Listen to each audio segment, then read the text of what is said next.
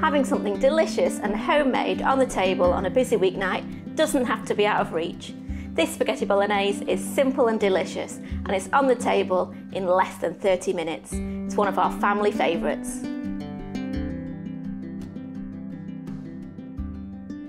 I've got a pan heating on a medium to high heat, and I'm going to add a tablespoon of olive oil and fry the onions for about 5 minutes until softened. We're not looking to brown the onions, we just want to soften them. That's about right, so now I'm going to add in some garlic and cook for a further minute.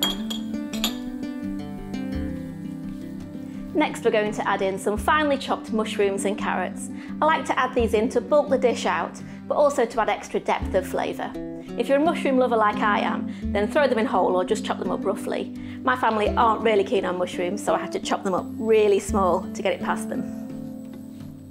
Now we're going to add in the minced beef and cook for 5 to 6 minutes until browned. Now we're going to pour in 120ml or half a cup of red wine. Bring it to the boil and let it reduce for about 3 to 4 minutes until the alcohol evaporates. Now we're going to put a large pan of water on to boil for the spaghetti and add the rest of the ingredients to the bolognese. We've got tinned tomatoes, tomato puree, oregano, thyme, Worcestershire sauce, a crumbled beef stock cube, half a tablespoon of light brown sugar just to balance out the acidity in the tomatoes, and half a teaspoon each of salt and black pepper.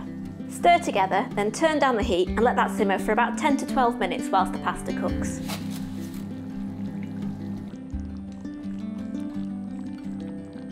Now we're ready to serve.